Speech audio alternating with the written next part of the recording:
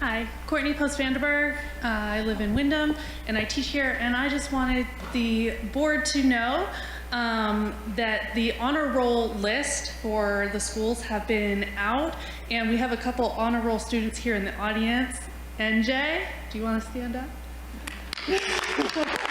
I just want to recognize students for their hard work and the teachers that helped them along that way. Thank you. Thank you.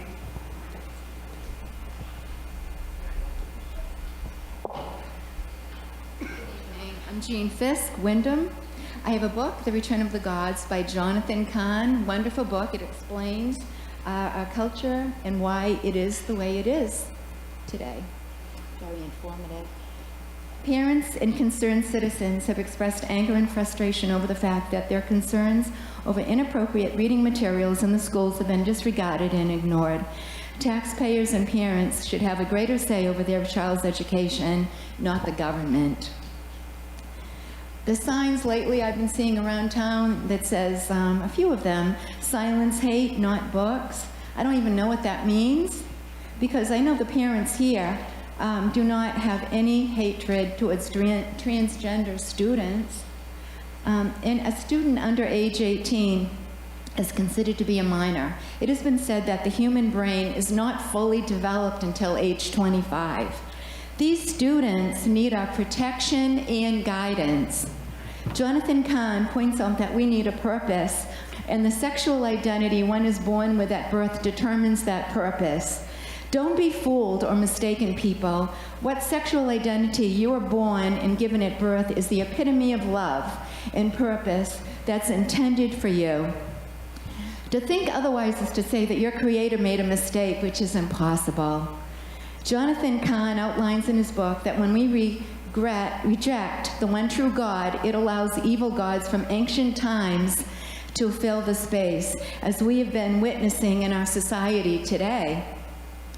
Human nature has had an affiliation for power, materialism, the worship of prosperity, sexual immorality, pornography, abortion, homosexuality, transsexuality, and gender altering. Only when we can repent for these weaknesses and temptations as humans and pray to our Creator can we receive happiness, peace, and hopefulness. On April 30th, 1789, George Washington and his cabinet dedicated America to God in a little church that still stands at ground zero. As stated, they honored God. The nation would be blessed, but if they turned away from Him, the blessing would be removed.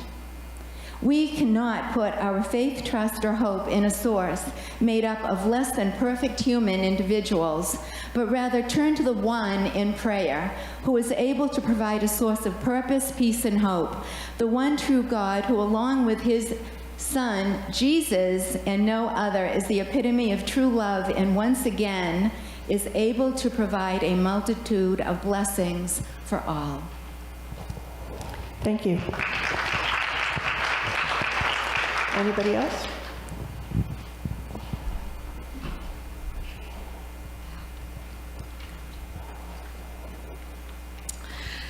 Good evening, board members. My name is Ashlyn Cuthbert, and I am an 8th grader at Wyndham Middle School. I am here once again to share the voice of students who are too afraid to speak and to act as an amplifier for those who have the courage. The books that a group of community members is trying to remove from our libraries are necessary resources for many people, especially members of the LGBTQIA+ community. The students that identify as part of this community are confronted by so many disadvantages as it is, and they cannot afford to have yet another taken away.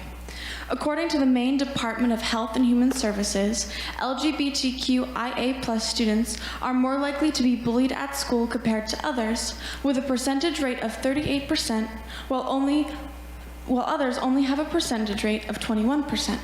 Additionally, LGBTQ students are more than 9 times more likely to be verbally or physically attacked in or on the way to school. On top of this, only 37% of LGBTQ students feel like they matter to their community, compared to non-LGBTQ kids where 60% of them feel welcome. Because of the staggering rate, LGBTQ students want to resort to family for comfort, but less than 70% of these students feel like they can get love and support at home. This is drastically less than the non-LGBTQ students, is 85%. Because LGBTQ students are so disadvantaged in emotional resources, many consider suicide. 41% to be exact. Do you know the percentage rate for non-LGBTQ plus students who consider suicide? It's only 12%. As a direct result from being so depressed, LGBTQ students resort to self-medication. In almost all illicit substances, including cigarettes, heroin, cocaine, RX drugs, inhalants, and painkillers, LGBTQ students are twice as likely to use. Now that you have heard all of these statistics, think about what you are taking away from these students when you get rid of books like Gender Queer, a Memoir. Why would we even consider taking away yet another resource that can help these disadvantaged students? These statistics are also the reason the district's civil rights teams focus their energy on the students in this minority. We try to support the kids who aren't supported anywhere else. If the school board would like to do what's best for their students, do not take away another essential resource because a small group of parents don't like it. Thank you for your time. Thank you. Anyone else? Good. I'm Frank Emery from Raymond. I'd like to talk a couple of different subjects. First one is the word amazing. Everybody has a different connotation of that word. Maybe it's that flower that becomes cotton and you wear it in a t-shirt, or a tree that goes down to sappy and they cut it up and chew it up and digest it. Goes in one end, comes out the other end, and they make leather with it. You could have your wallet or your purse or your shoes could be made out of it. But think of somebody that takes a word and makes a sentence, and then he makes a paragraph, and then they make a page, and they sell it as pornography, and some distributor, book person, picks it up and makes it into a book. And then it's amazing that somebody would buy it. Especially amazing if a school would to buy it. Another word is blocker. Anybody that watched NASCAR on Sunday saw the number 23 tried to block the number 12. He did it once, he did it twice. On the third time, it didn't work. He wrecked. Subsequent to that, there were another half a dozen cars that wrecked because of being blocked. So if blockers do that, there's another blocker that can sort of slow down the livelihood of young people, and then their lives can be wrecked and their family can be wrecked. So that's two different things. So I really don't think we should ban the books. My idea would be if we just got them all together, we had a little book sale, and all of those people that really feel they need them could buy that book and take it home, and they could share it with their friends. And as a taxpayer, when I go Friday to pay my taxes in Raymond, I'd like to put on the bottom line of my check, not for pornography in schools.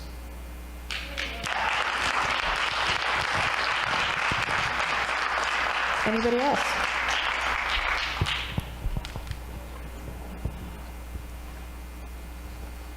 Hi, my name is Mickey Van Summern. I've lived in Windham for over 23 years, and I'm a retired teacher from Portland Elementary Schools for over 24 years, both as a third grade teacher and as an English as a second language teacher.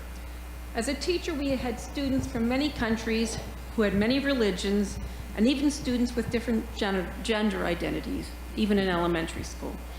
I always taught my students to be proud of their uniqueness as well as what we all had in common. We taught love and not hate. We were proud of our diversity. What you who want to ban books want to do is make us ashamed of who we are. You're a loud group, but a very small minority. If you don't want to read certain books, then don't read them. But don't tell us, the majority in Windham and around the United States, what we, our kids, and our grandkids can read. I am glad my grandkids live in a community where books aren't banned yet. That's all I have to say. Thank you.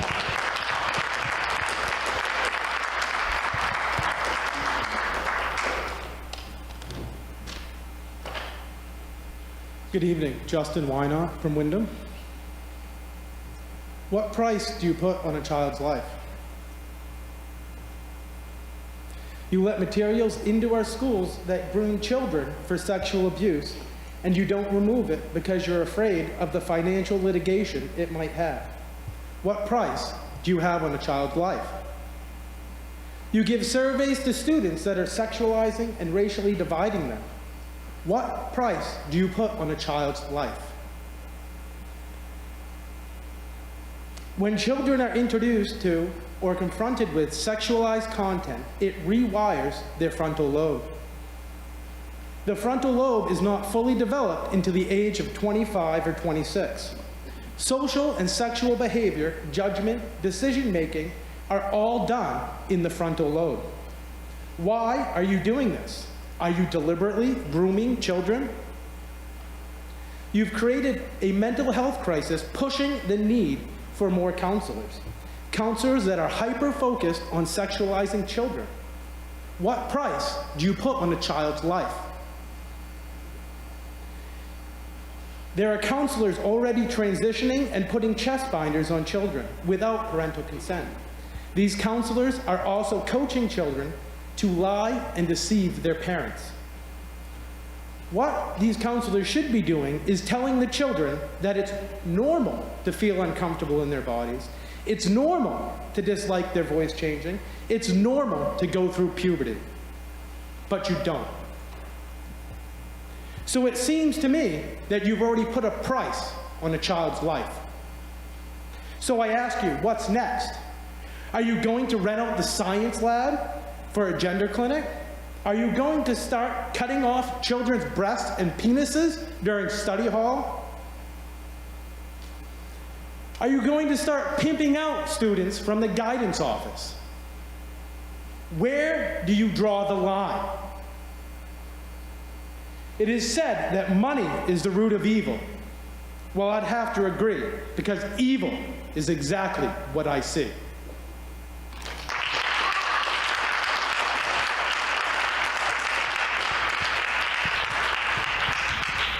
Anybody else wish to speak?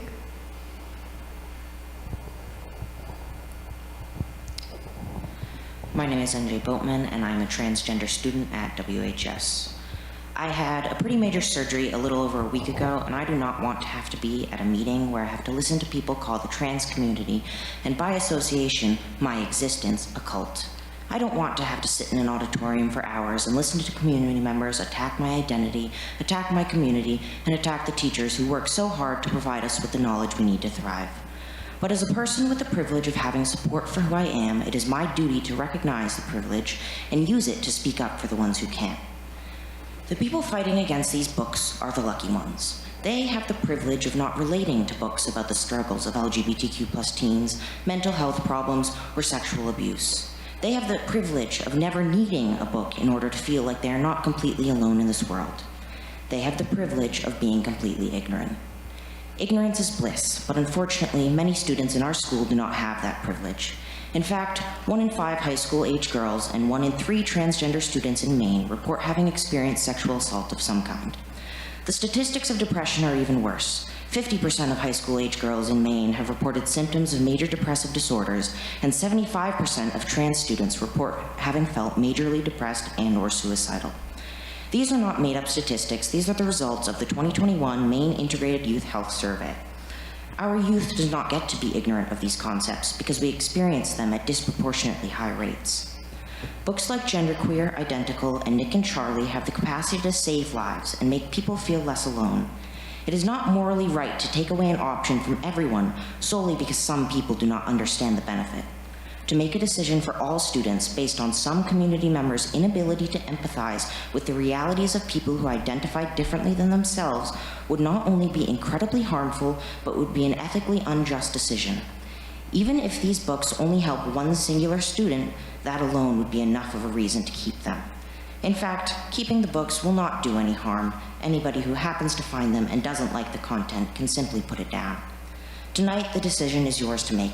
Keep this life-saving book as an option in our school, or take away a valuable resource from everyone based on the ignorance of some. I hope for my sake and for the sake of my peers, you make the right decision. Thank you. Thank you.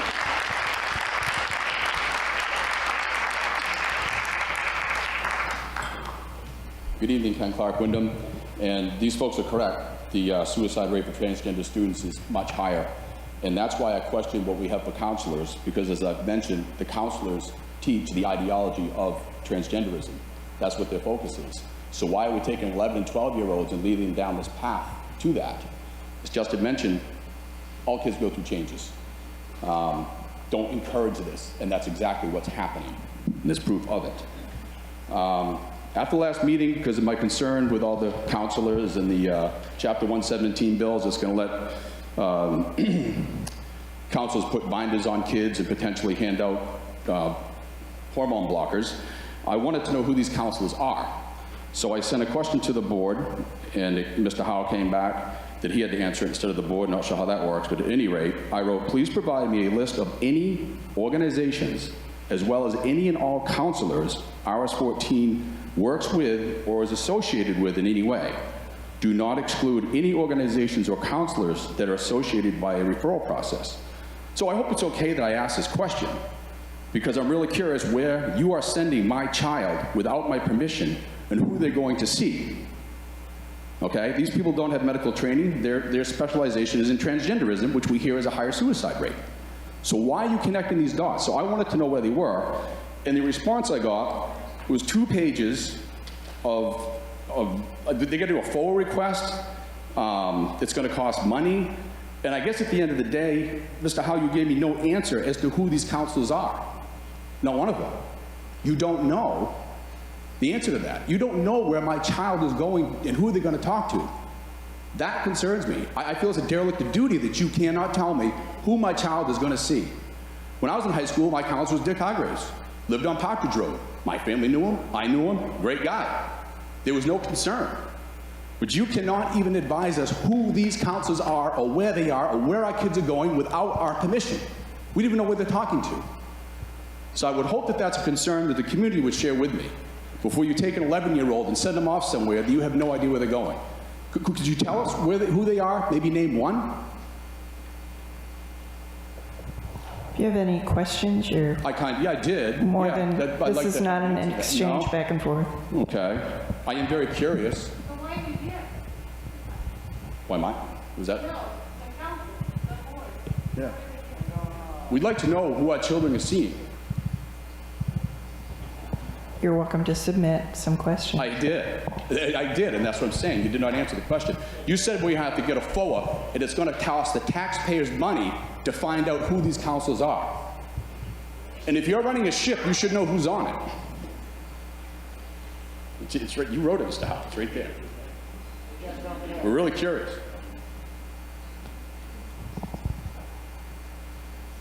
I get time.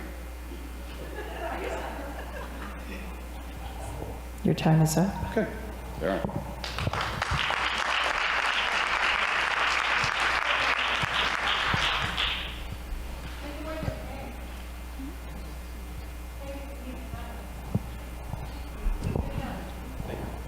My name is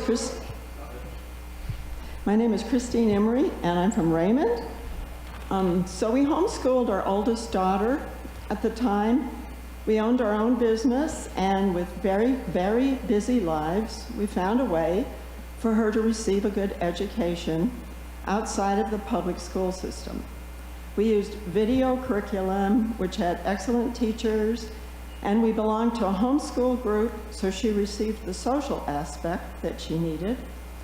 Every year we met with a local certified teacher to make sure she was on target. That was years ago. Homeschooling methods have improved drastically since then. It wasn't easy, it was a sacrifice, but well worth it. Our 2 younger children went to Raymond Elementary. The principal at that time was wonderful. She was so protective of her kids that she would ride the school bus with them to, as she said, make sure they were safe around the older middle schoolers. Once they entered the middle school, the bullying began. Nothing was done about it, even though we met with that principal, a different one, many times. Our children begged us to take them out of school. So once again, a big sacrifice, but worth it. We combined private school, more homeschooling, and we even hired a math tutor from this particular school to supplement their math classes. I share this because we are living proof that it can be done, and done successfully. So I encourage parents here tonight who are upset with this system and with these books, you do have options. If these people aren't going to listen to us, take your kids out. Our children are our most precious commodity. They're the next generation. What will they be like? How will they contribute to society? And for those of you who are in confusion over your identity, these are not idle words. I am praying for you. Thank you.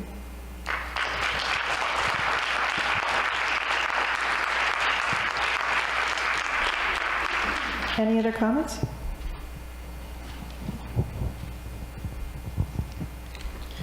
My name is Alan Bean. I'm a local medical doctor, recently retired. 35 years in practice in this area, my grandkids in the Raymond School.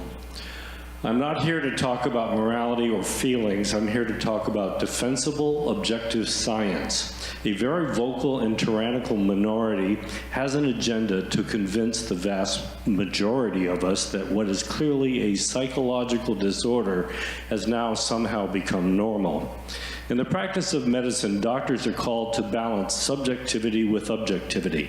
As patients, you better all hope that your doctors make wise decisions based upon objective truth rather than their personal feelings or biases. Males get male diseases. Genetic females get female diseases. Whatever an individual may think their gender to be should never cause us doctors to compromise our medical assessments. 10 years ago, in a national survey of ages 12 to 25, 0.7% of the population expressed that they had a gender identity different from their birth gender. Last year, that same survey saw that number double to 1.4%. Maine, however, is a massive outlier. Last year, almost 30% of high schoolers expressed gender confusion. How can this possibly be? Have Mainers, after thousands of years of humankind, suddenly de-evolved? Of course not. For very misguided reasons, however well-intentioned, our school systems have chosen to embark on a very, very dangerous social experiment by trying to convince our youth that gender is a choice and that any choice they make is normal. Adolescence is already a time of very difficult adjustments, as noted by several others here, and they're correct about the brain. The hormonal changes make it difficult for kids. The last thing kids need at this time, this very tumultuous time in their lives, is ambiguity. Medical science has always recognized that gender identity disorder is just that, a psychological disorder. To label it as normal or some legitimate choice can only be based on gross ignorance, political ideology, mental illness, or an outright lie. With zero exceptions, every gender-confused patient I have ever seen in my 35 years of practice has had pre-existing lifelong psychological disorders. They've all been cutters with anxiety disorders. Many, unfortunately, and that's been mentioned, have been victims of sexual abuse. They deserve our compassion, but having been abused does not warrant futile attempts to change one's gender. They need our help. One may be attracted to male or female or both, but the creature behind those preferences... Sir, your time is concluded, but you're welcome to submit your full statement to us.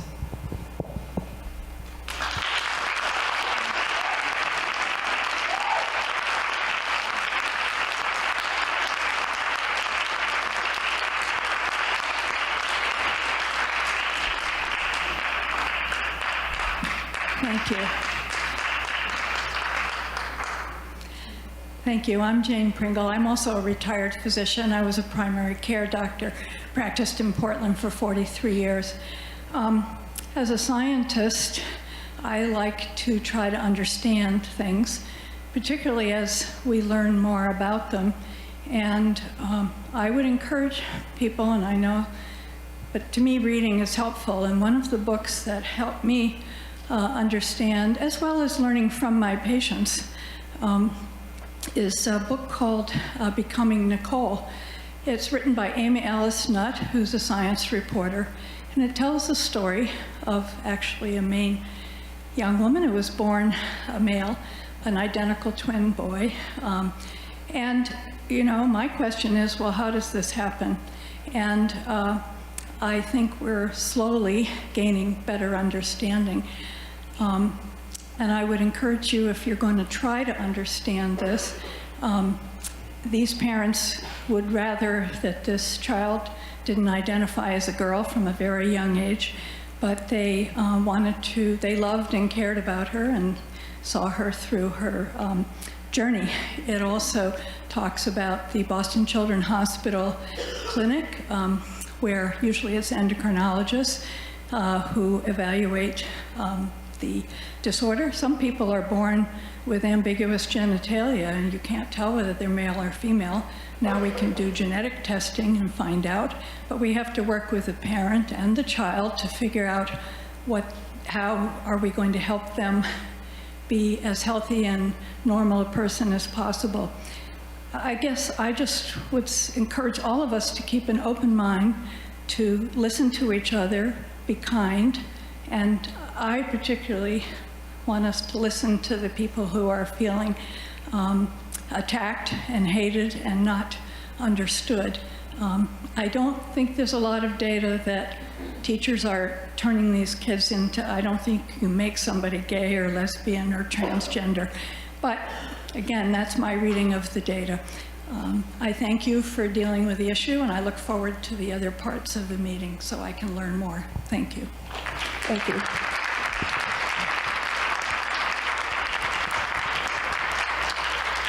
Anyone else wish to speak?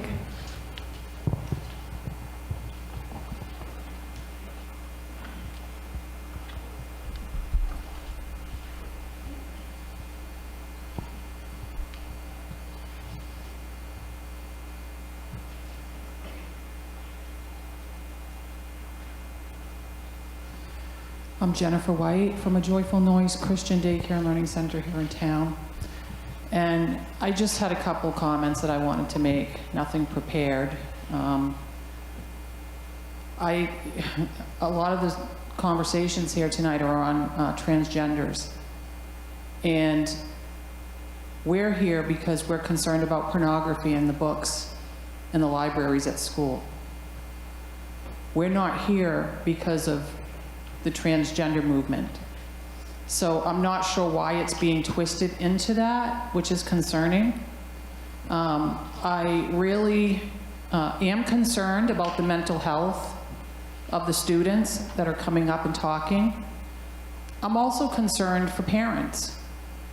I don't know if any of you did watch that video that I sent, Trans Nation, where there's a psychiatrist and she talks and she works with parents of these transgender students. This is an important video that I highly recommend that you watch. There's parents that go through so much grief and they deal with a lot psychologically. And they're the ones that have no support systems whatsoever. None. Some of them are suicidal.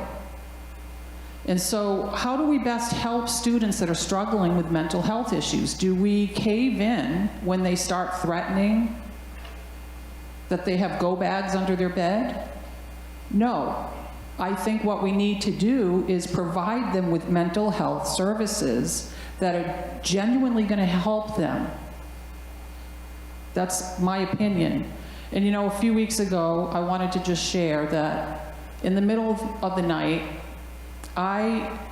in my sleep, this happens to me sometimes, the story of Solomon came to me, and I felt like I was supposed to share this with the school board.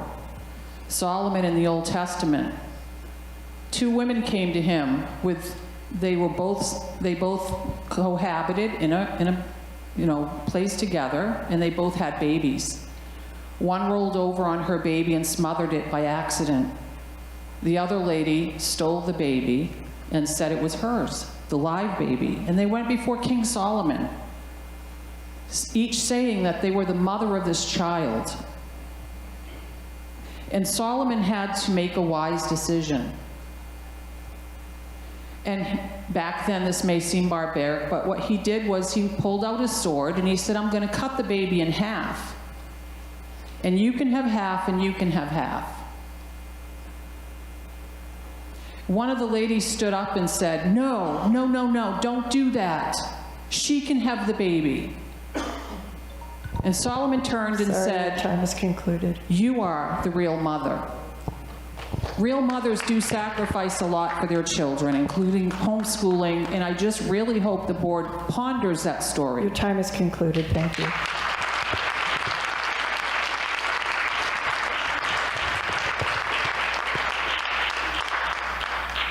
Anybody else?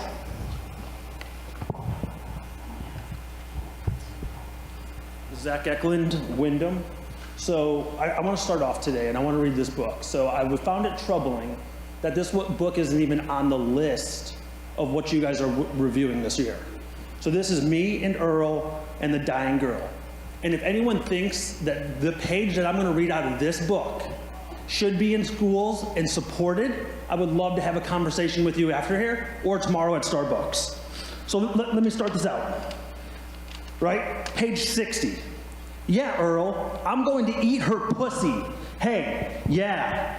Do you even know how to eat pussy? No, not really.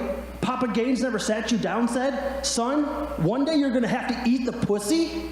No, but he did teach me how to eat butthole. Yeah, it's funny, disgusting. When Earl is in full-on gross mode, you have to play along or you feel stupid. God bless that man. Yep. I would teach you some pussy-eating techniques, but it's a little complicated. That's a shame. I would need some diagram and whatnot. Well, tonight, maybe you can draw some up. Son, I don't have time for that. I got like 20 pussies over here that I need to eat. How is this book allowed in our schools? This is in the fucking middle school. In the middle school. And you guys are okay with this? What educational purpose comes from here? What? None. None of them do. There's no reason a book like this needs to be in our school. This is absolutely insanity that we're here debating. And then we have people coming up here debating this is an LGBTIA versus the parents. This is not. These are heterosexual books. This is absolutely ridiculous that we're not taking actions on these. Middle school. Middle school. It's insane that this book is allowed there. Right? Chris, a couple weeks ago you asked me, when I mentioned you had 3 kids, you came to me and you said, should I be concerned? Should I be concerned? You know my kids? That is off topic. It's not off topic. How the hell is that off topic? We're talking because about you do things school behind the and board. Educational This is educational. Issues. It's personnel. And it doesn't matter. My question, here's an educational thing. Should I be concerned for my kids under your leadership?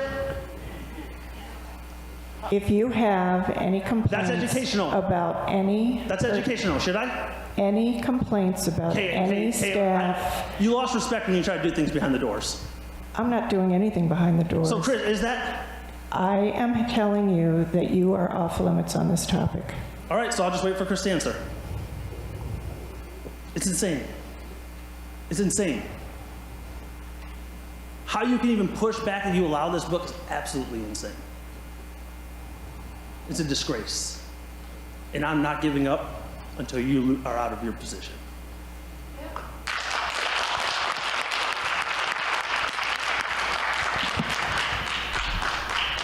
Scott McDonald, I'm from Wyndham. What lives does that book save?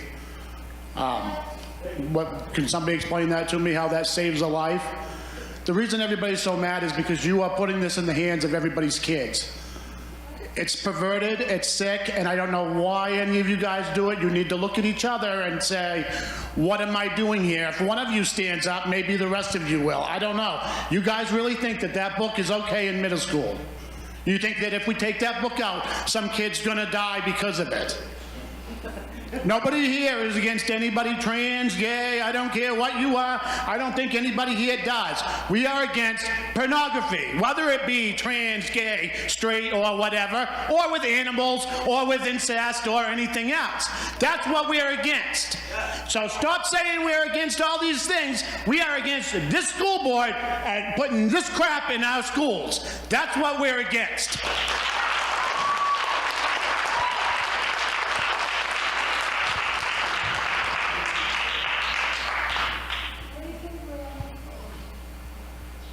Hi, my name is Mary Trombley, parent and staff member here at RSU14, and I just want to clarify that the author of that book actually responded to concerns and said that that conversation is meant to show to children who really don't understand what they're talking about, have a conversation about topics that they don't dive into further. That sort of language in that book is about 1% of the entire novel, and it actually very accurately represents the language that our middle schoolers and our high schoolers are often using in the hallway. Our female students, our trans students, our LGBTQ students, students who genuinely are not comfortable with boys in their classroom talking about eating pussy have to deal with that every day. And so they need books that represent their experience, that show that kids talk about stuff they don't understand. Kids use words that they have heard on TikTok, online, everywhere. And I guarantee you that the children who say things to teachers, as I have heard a student the other day, when a teacher said,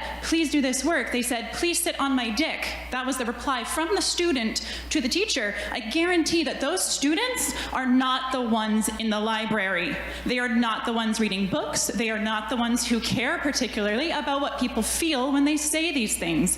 And our students need books that represent their experiences dealing with this verbal sexual harassment. Yes, it happens. Yes, we need to talk about it. Yes, it needs to be in our books. Thank you.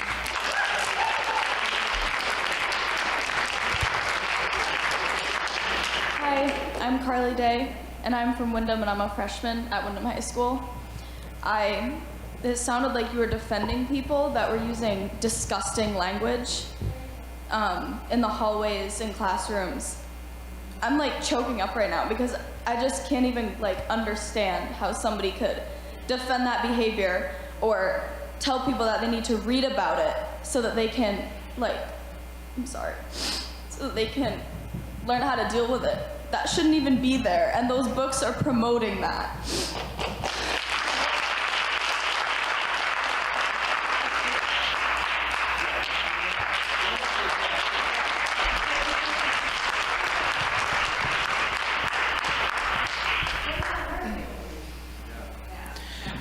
Hi, my name's Scott McDonald. I'm a former Windham High School student. I get out of work to come here because I want to know what people have to say. It's pretty wrong, inappropriate, raunchy, anything to say. What you would say in a book here that you guys are providing to these kids. And why I'm homeschooled now is because of what books are being told to these kids. Basically, how would you feel if, say, Mr. Howell went to a student on the student council, whatever you want to call it, or somebody else here and read one of those pages to you and kept that going? It would be pretty darn weird, right? It would be very weird. And I'm a student, and I know that. And it's not learning anything here. We're not, as a couple people said, we're not against what they want to decide. We're not against the gender queer movement or whatever you want to call it. We're against the books in the library, and we're against everything that you guys are putting up forth for these books to be supposed allowed. They should have been reviewed. They should have been out 2.5 months ago when that first meeting happened. And then you guys have a big problem. When I was in school, when I was in this specific school, I did not have a single class about getting a job. I had to learn how to get a job on my own as a homeschool student. And I have a pretty darn good job now. And I love it. And I really, really think, why do I want to go back to this school? And I mean, I'm going to be 18 next year. I'll make my own decisions. And why would you allow these kids to read a book on their own will even? They should not be in this school. They should be shouldn't even be in the public library because it's so inappropriate. And they should be, as people say, these books should be burned. Those books should be burned, and they really should, if you want to go to that extent. We're not going to any other extent about that. But it's all pathetic. Everybody on the school board knows it. Get these books out.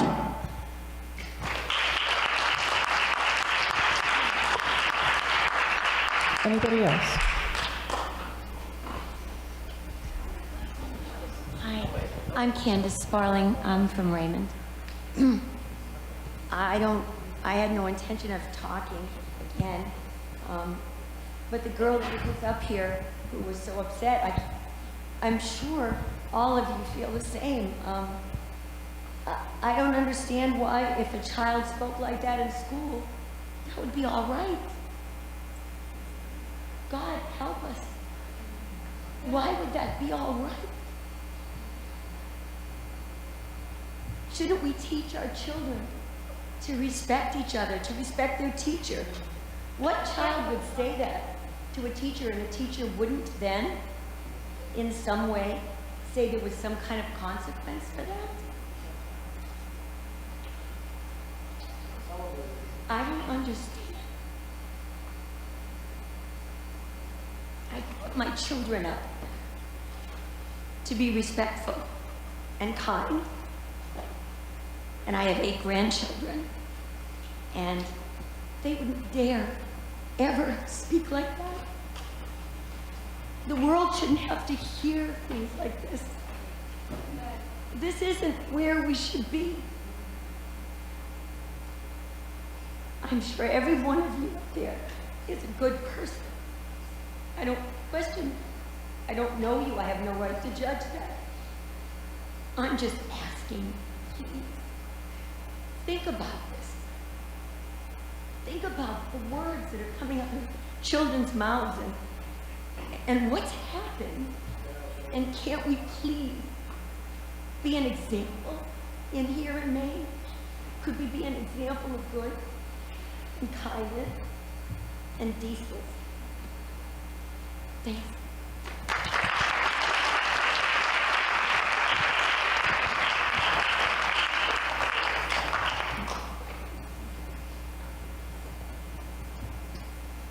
Hello, I'm Stephen Napolitano from Wyndham. If you don't know what a cardboard testimony is, a lot of churches do it. It's confessions that demonstrate the power of words and faith. Participants write brief passages on both sides of a piece of cardboard. And let's focus on the first side for this talk of the cardboard. That mentions this is a sample of real-life personal struggles, such as not forgiving, right? How about a lot of people stand up and they give testimony of being an alcoholic, okay? Suffering from depression and anxiety, and addiction to pornography.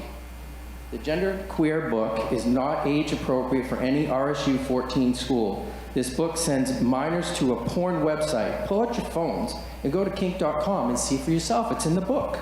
The online porn industry is a multi-billion-dollar industry for a reason. It's addicting and it's dark.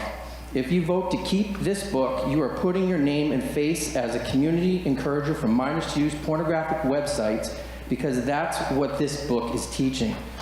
This book is not a resource for minors to find themselves. Seek other books without pornography that will solve those issues. Both Bonnie Eagle and the Levitt schools have pulled age-inappropriate books from their shelves. Our own high school librarian had already pulled a book that's inappropriate. So who's been sued for blocking First Amendment rights?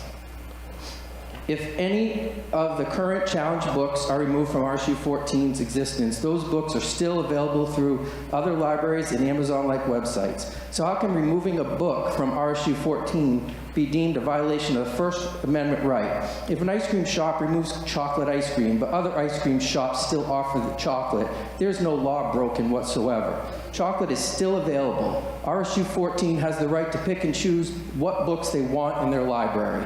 To you board members, some on this stage are not telling the whole truth.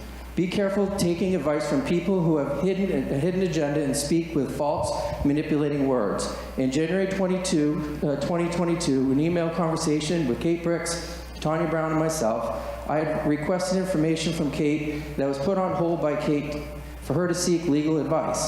So I had asked for the legal invoice to see how much that legal fee cost RSU14.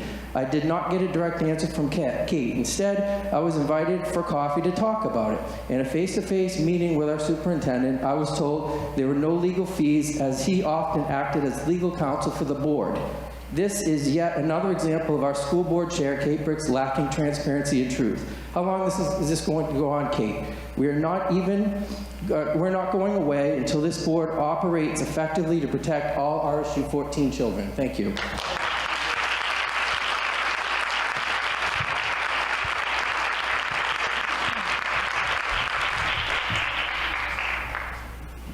Hi, my name is Joe McIntyre. I'm a Windham resident. I'd like to thank the board and the school adults for working to ensure the children at RSU14 are learning in an enriching environment.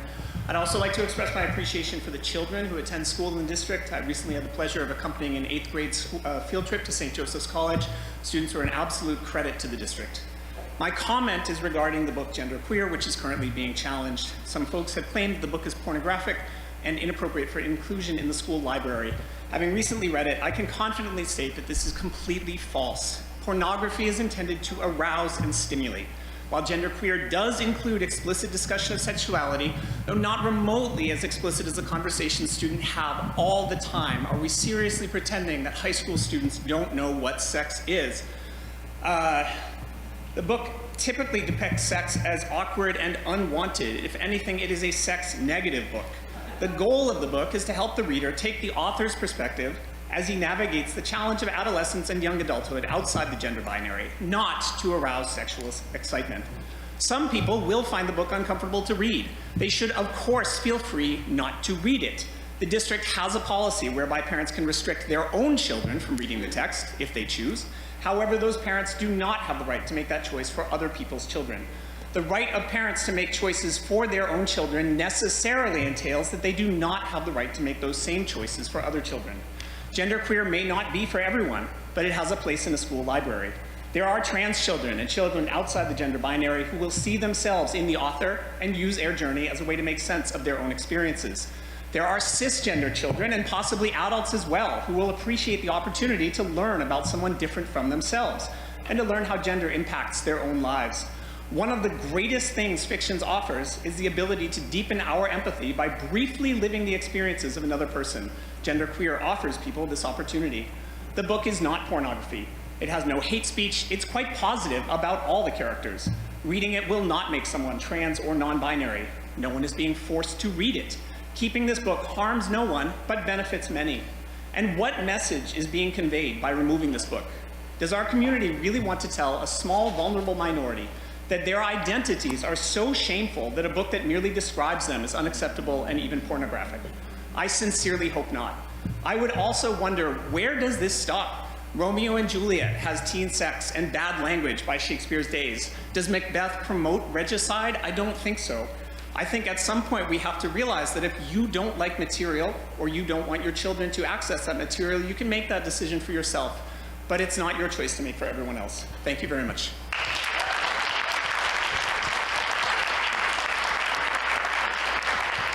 Anybody else? Okay.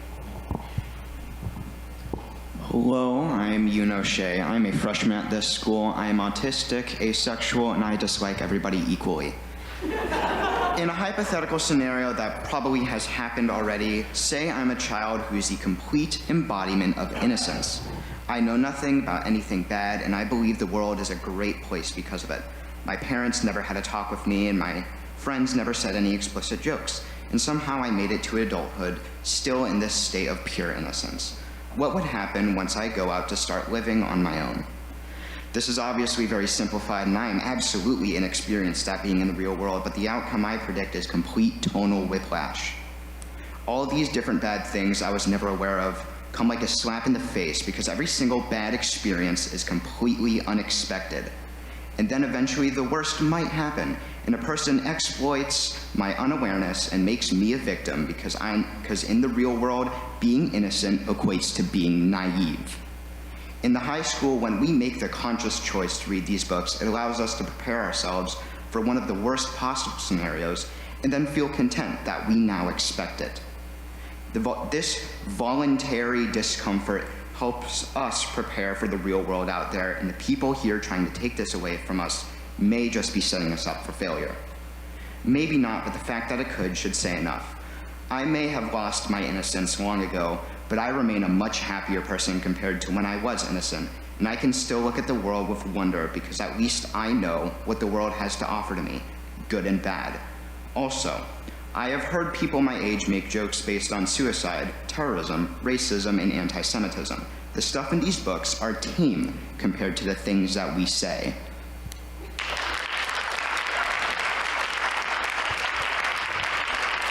Anybody else?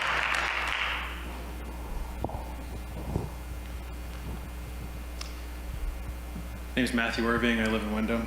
I think this is all pretty silly considering that there's definitely more penises drawn in bathroom stalls than there are in any of these books, but here we are.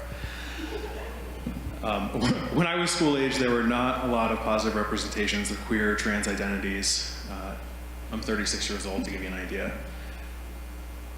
There was sideshow treatment on Jerry Springer, Maury, Ellen, which was canceled after she came out, illustrated the negative consequences of being publicly out. Worse than that, I remember the constant negative coverage of what could happen to anyone identifying as LGBT+. I remember the lengthy coverage, in particular of the brutal murder of Matthew Shepard in a hate crime when I was 11 years old. There were no books of which I was aware at the time which depicted the fact that queer and trans people live rich, fulfilling, loving, real lives. There were no resources to say that there is no reason to feel shame and that we are not alone. When we talk about books, the conversation is always personal. We read what intrigues us. That may be because books allow us to live in a world that is not our own, or because they help us to make sense of the complicated world which is. So as the board considers whether to remove these books, I hope you will all ask yourselves what books you personally know of which communicate the anxieties, fears, questions, experiences, and the hopes of non-binary, gay, and trans youth. Ask yourself, what do you have to offer the young person who feels alone, unseen, who is feeling erased? What can you offer to the one who feels unsafe and even asking? The author Sandra Cisneros once commented that books are like medicine. What heals me may not work for you. If you find a book that you don't like, it's like finding a prescription that isn't for you. It's not meant to heal you, so put it back for the person that needs it. These books may not be meant to heal us in the audience, some of us, I assume. But it doesn't mean we should take them away, because someone else might still need to reach for it. Thanks. Thank you. Any other from someone here? I wasn't going to speak tonight, but I felt like I maybe could tag on to some of what other people have said. Today I did a little search on what is... Name, please. I'm sorry, Sherry Clark. Thank you. Raymond. Thank you. What is a book banning? To be honest, I'm not that smart, didn't know. So when I did research that, I realized that a book challenge and a book banning are two completely different things. And I believe we are dealing with a book challenge, which is not burning the book, removing the book, killing the author. I mean, that actually came up, like actually arresting an author. We are not talking about that at all. You can still get these books, Amazon, Barnes & Noble, all these other resources. We're not saying that they should be banned. As much as I don't like them, I don't want them banned. We have a freedom of speech in this country. All we're saying, at least hopefully that will continue, we're not saying to remove the books, ban the books, burn the books. We are saying they're just not appropriate for the school, for the children. You can get these books anywhere else. They're available.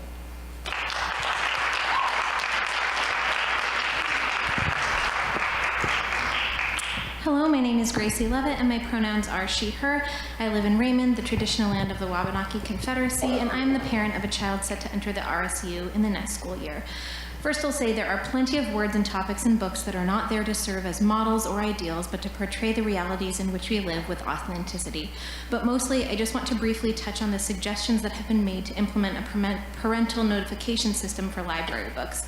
I absolutely appreciate recommendations for compromise, but I'm concerned that implementing such a system wherein parents are alerted to the specific books that their children are taking out of the library might pose some risks to some students at home, or else discourage some students from taking them out in the first place. Perhaps there are some solutions to this, but I think it's important to raise for consideration. Thank you. Anybody else wish to speak? I don't see any movement, so I'm going to close public comment. Oh.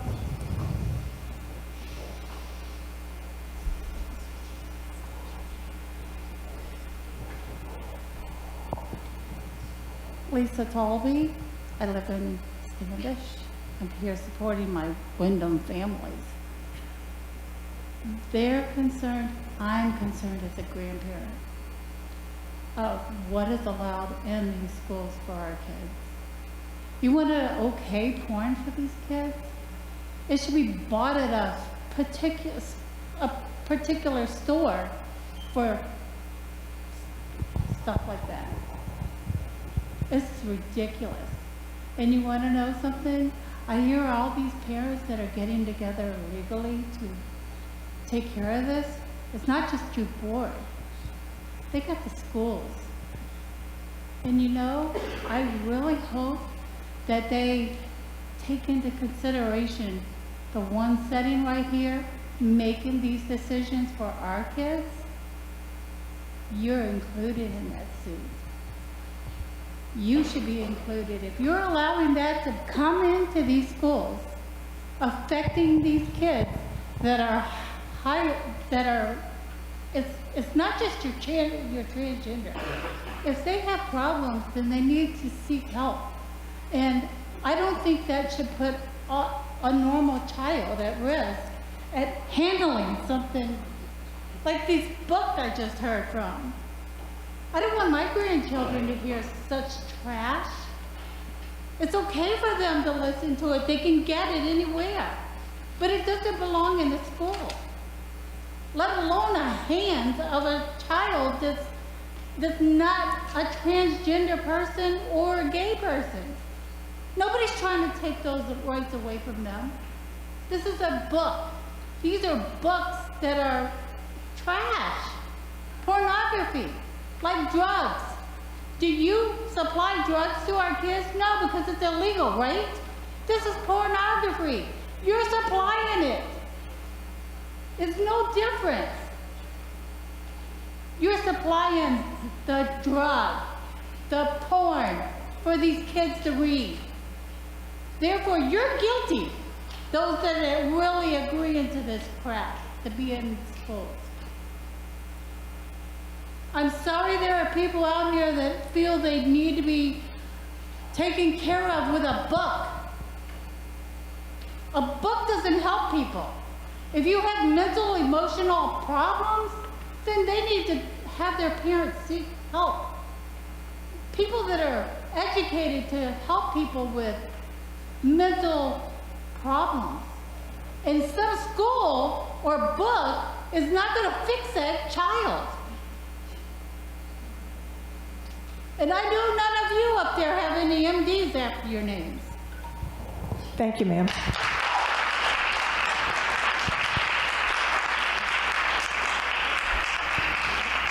Believe it or not, I'm not here to directly talk about the book. I'm here to talk about an event that happened today at school. I'm sure many people saw it as they were walking through the hallway in here today.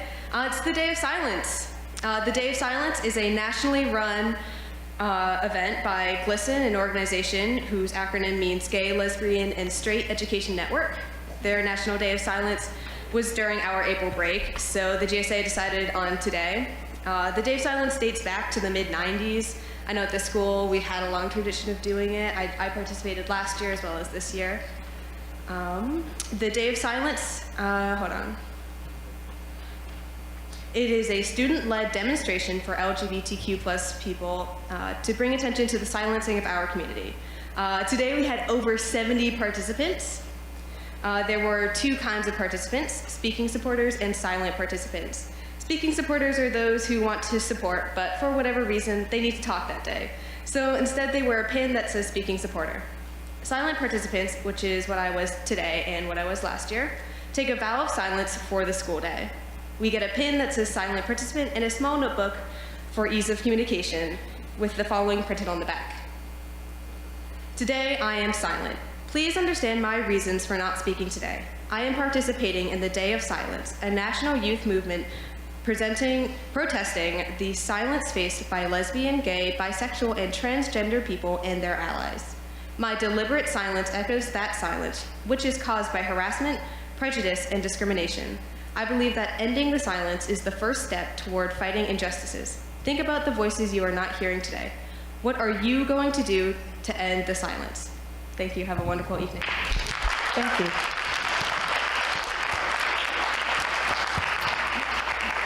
Anyone else? I don't see anybody standing up, so I am closing public comment. Thank you all for your consideration. We're going to move into item number 6, book challenge hearing.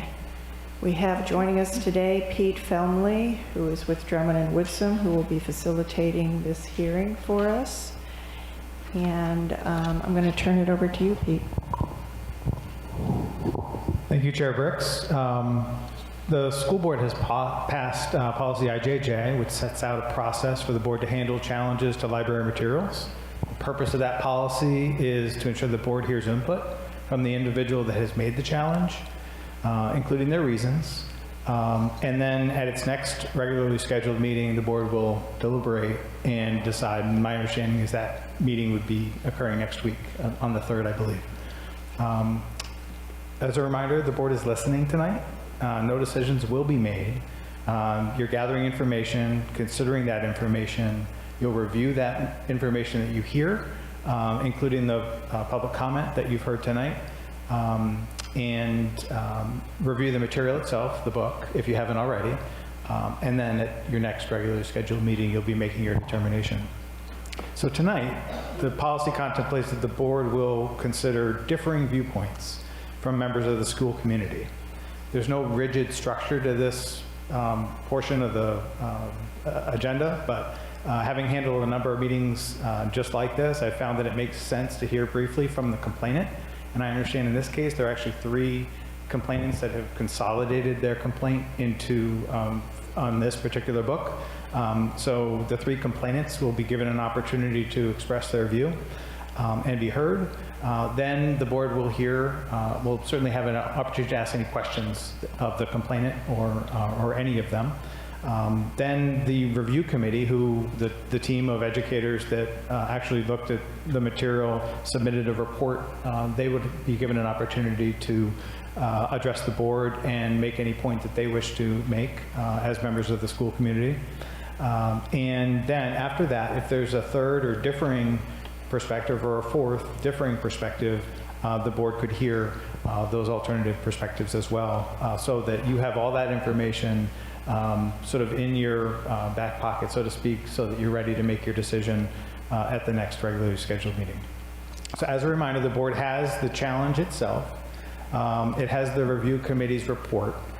So there's not a need to restate every point that's made within those lengthy documents. And it's okay for those, the complainant, the review committee, or individuals that have a different perspective to briefly address a few key points. Brevity is welcomed. I understand the board has set aside up to an hour for this portion of the agenda tonight, but it does have other business to attend to in the aftermath of this particular portion. And then I'd also been asked by the chair to remind everyone in the audience that the board is listening to comments that have been made tonight, but also at prior board meetings during public comment, and there will be another public comment period at the next session, and you always have an opportunity to submit your thoughts and suggestions in writing to the board by email, by letter, by carrier pigeon, any other ways that you wish your view to be heard. So with that, unless there are any questions from members of the board, we would turn it over to one of the 3 complainants that have lodged their challenge to the book Genderqueer.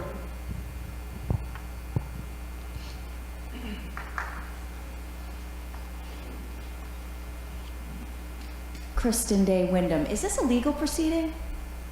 I don't understand why the lawyer is opening in this meeting. Special meeting called for by you, Kate. I'm confused. I feel like maybe that's just interesting to me. It's not a legal proceeding, though.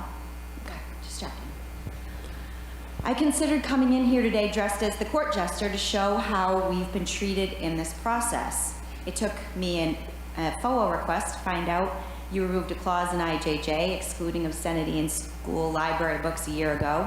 Chris, you said you knew the book Genderqueer was controversial in surrounding districts prior to it being purchased.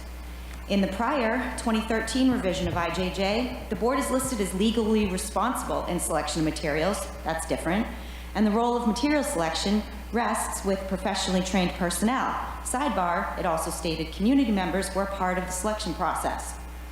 But in the revision last year, all that language was removed along with the obscenity exclusion, and the selection role was changed to superintendent. Why change responsibility of selection from trained personnel to superintendent, then immediately delegate the entire role written for you back to the librarian who months later purchased Genderqueer? It's convoluted. It doesn't make any sense. Kate, when I questioned IJJ, First said it was revised last March. Oh, when I questioned about IJJ, you said it was revised last March and that it was sound. And that was before the community had even had a chance to speak about the issue. That didn't deter us, and so you backtracked and said, now it needs to be revised. The IJJ policy is under renovation, yet we had to follow it to the letter despite attempts to limit attendance at meetings, being told they would not be let in if they showed up, while admin and staff interpreted it to suit them every step of the way. What was meant to be a discussion between the librarian and the citizen was turned into a district personnel meeting to intimidate and deter. More intimidation. The review committee was not generally unbiased, as IJJ dictates. Handpicked by the superintendent, it included the librarian who purchased the book and defended it in our meeting. You can't get any more biased than that. The process has been dragged out to a ridiculous time frame, more deterrence. All of this has been to string us along, to wait us out, to keep the shiny new status quo, which is to put any book legally allowed in the library. Now we have this special meeting. According to IJJ, Kate, you may call a special meeting to review the complaint and the committee report and to receive testimony from representatives of the various points of view who are members of the community served by the school unit. That's it. But you have set up this meeting under the guise of transparency and closure for the public on this process, but what you've really done is set up a proceeding between two sides. As with most actions you've taken recently as chair, the setup of this meeting fuels the division in the community. You chose to see language in IJJ that doesn't exist and to fabricate an opportunity for equal time testimony and Q&A between the board and the review committee. I shared my concern with you that I felt the setup was intimidating and that the optics of being pitted against teachers and staff would send a message that I don't mean. I asked for an alternative setup that was more fair and that followed IJJ. In response, you said it would go as planned, told me, I hope you will come, but with or without you, the committee will present their findings. We are the citizens in the title of this policy. IJJ says how we are to be heard. But you chose to gang up on us. You set this up to work against the citizens this policy is written for. And you don't get to play hero for killing all birds with one stone at our expense. This type of action is exactly what leads to a loss of voter confidence in leadership. I've said before, this district has the local authority on school library book content, but I've had conversations with high school librarian Kristen Freeling, and it's clear she's unconcerned and is going to keep purchasing books as she has been. When I asked her, what about the kids that go to the library who'll happen upon harmful materials unaware? She said, tell them not to go to the library. She also said she's marked up the IJJ policy with a red pen, so I have an idea what to expect for the revision. The only hope at this point for moderation is from elected board members, which is the only reason I'm here today. One thing I will say about the selection process specifically is that the professional reviews being used in book selection are flat out one-sided and picked with confirmation bias. We're expected to trust the professionals, but trust is earned through merit. the last 3 years, the opinions of professionals have been constantly changing on a lot of things. Legal ages of minor, adult, young adult, adolescent differ depending on the organization. So no, we don't inherently trust the professionals as the only deciding factor. Things need to make sense. They need to work. There are a few things most of us used to agree on. Students in high school are not young adults. They're growing. They're adolescents and individuals. Anyone who doesn't admit the difference 6 months makes in a teen's development, let alone the years between ages 13 and 18, is not being honest. All book content is not safe for all ages. The content of books, especially in recent years, have become increasingly graphic. So discerning whether this change in content is good for younger ages should be a responsibility we all feel. It should not result in anyone being slandered as a racist, bigoted, Nazi, or a bad parent. If my daughter asked the librarian for a book on survival tactics that included constructing DIY weapons at home, would you buy that book? 1A, access for all. A book is not just a whole because it has many pages, parts, some words, some pictures. It's never just one thing. It's not just educational. It's not just porn or just supportive. It's something different to every person and can be taken in portions out of context. If a book contains components that can be harmful for any minor in school, but the policy's written so the school doesn't have to look at that, and the school chooses not to look at that, then the policy is wrong and the officials and staff following it are unethical. Disclaimer, no ethical officials, teachers, or staff were harmed in the sharing of this opinion. The Maine obscenity law exception for educational purposes is being stretched and exploited beyond all reasonable intent. Enough said on that one. Developmental psychology needs to re-enter the building. That is, not to click buy it now when an online review from the MLA, Maine Library Association, now run by a self-proclaimed Marxist, says the book is A-okay. We need to revisit actual developmental psychology as a study like we used to do for kids. Because we can't agree on these common sense premises, discussions are futile. Some people seem so confused with the movement of defending books against the ban that they're ignoring the fact that some do include actual porn designed to arouse, and images and information that can be harmful to kids. If it was a how to fix a car, great for all ages, great. We used to agree porn wasn't. Now it isn't even a debate. It's denying it's porn, sight unseen, or kids can handle anything, or you're unreasonably sheltering your kids if you don't want them to read it in school. Again, windows to the world for our kids in our school should not include views to the darkest, most twisted, depraved, disturbing, sexually explicit content. Another frustration is people insisting this has anything to do with LGBTQ. We've denounced that claim over and over. It's a gross generalization that's being pushed to divide us, and it's harming kids who are being told that they're hated for who they are. What a step backwards for civil rights. The yard signs about books and hate. There are laws to protect us all from that. People either aren't listening or just want to misrepresent opposing ideas. No teachers, counselors, or students are hated. None are threatened. Nobody hates books. Nobody's banning anything. Books are students. Even a heated difference of opinion or an argument doesn't equal hate or threats. Nothing in life is all one thing or all the other. If an issue is boiled down to fit on a sign, you can be sure it's not fair treatment. I reject this new norm of cultural conformity. Buy in, be silent, or be canceled. That is un-American, and that is not what we should be teaching our youth. There's no way to build if you're constantly dividing. Young people need to feel valuable and special and hopeful. Are they feeling that way now? Remember the whole free love, if it feels good, do it of the 60s and 70s? That resulted in the AIDS, STD, and drug epidemic in the 80s. We spent decades turning that around with sex and drug education. And now, the mainstream message is again, anything and everything goes. And this time, we're doing it for kids. Exposure to pornography and depravity never ends in high self-esteem or productivity. Adults saying they're gonna do it anyway, see it on the internet, on their phones anyway, a book isn't gonna hurt them. Shouldn't we want better for our kids than that? And if we're so ready to accept this as the new normal in the world for kids, maybe school could be one space they don't focus on it. I just don't see the end goal. We blur the lines of professionalism at school. We lower academic standards. We treat kids as little adults who can handle it all. Kids are exposed to and become numb to depravity, devaluing their bodies younger and younger. They're isolated, have barely any civility or joy with peers, as evidenced by the testimony of teachers saying that it's normal in school to talk about all this stuff. I don't know how any adult can feel good about how school is now compared to what we had growing up.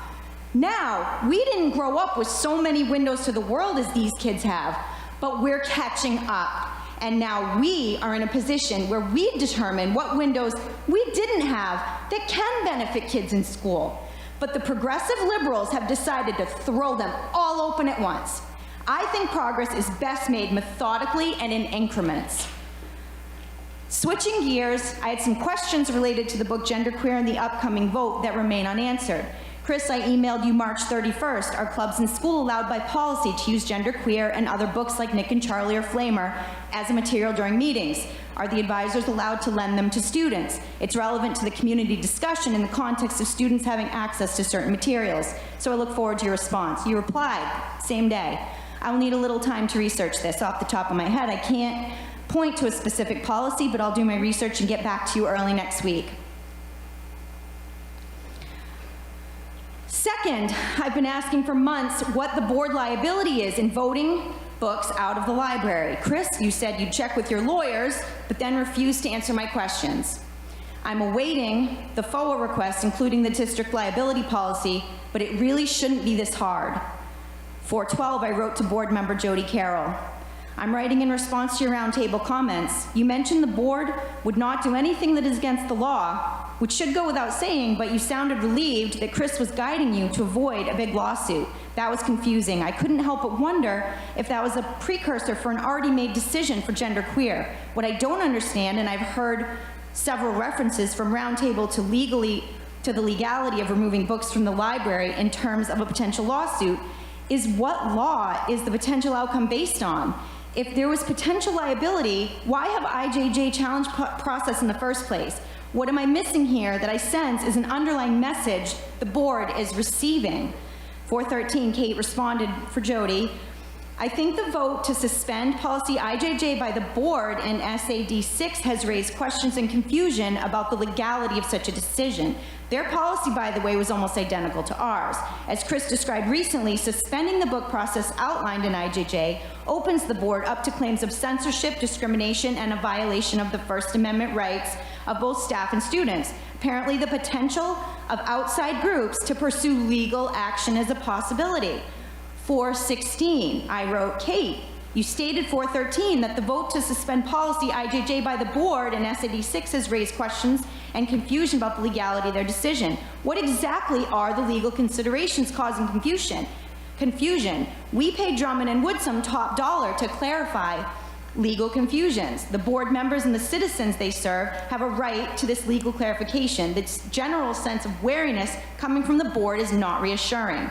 As chair and board members, if the confusion about outside groups pursuing legal action being a possibility is creating uncertainty or wariness, and if Drummond, Woodsum, and Chris are reinforcing that advice, it is imperative that board members in representing citizens of RSU14 ask them to cite specific precedent and discuss liability protection with the board. In my email, I continued, under File Code BB, Board of Directors Legal Status, in addition to following law, local board have responsibilities to the local citizenry they serve and which elects them. The board of directors conceives itself as a policy-making body for the school system, serving within the framework provided by law and the will of the local citizenry. That's us. Any confusion or uncertainty this board has of being sued must be enumerated and justified to board members and the citizens they serve before further board votes or actions should take place.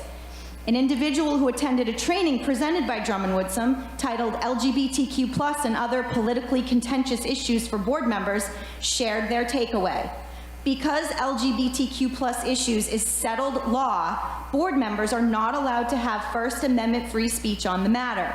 Obscene book material is not allowed to be banned just because board members disagree on subject matter.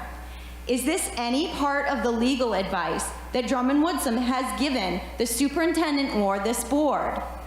Kate, regarding this meeting, you said conducting the meeting in this manner will provide complete transparency with all the information pertinent to this issue that will be critical for the board to reach a decision.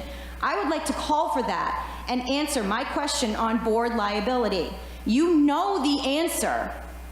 You just aren't telling us for some reason. In closing, who remembers 2019? My kids were 17, 14, and 10. Everything to look forward to. Do any of you remember that in 2019, none of this would have had a chance in hell of flying? None of it. I see our youth plagued with an epidemic of hopelessness. What is being done now isn't working. We need to get back to basics. Number one being let kids be kids. They have the rest of their life to face the hard stuff as it comes. We all need to acknowledge that this vote sets the precedent for future book challenges. A vote to keep genderqueer is a vote to keep all windows open for age 13+, that the RSU cracked without the community's knowledge or consent. A vote to remove genderqueer is a vote to discern adult material from materials for minors. I'm respectfully requesting a roll call vote so every board member's vote is required in this critical matter.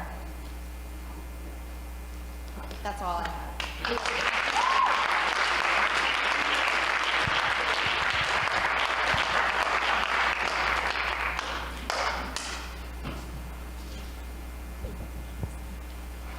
We can hear from the next complainant.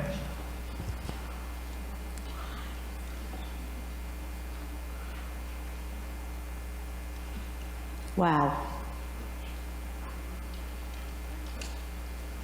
I'm going to take a little different approach. I'd like to begin with a timeline of events to put things into perspective regarding my challenge to the book Genderqueer.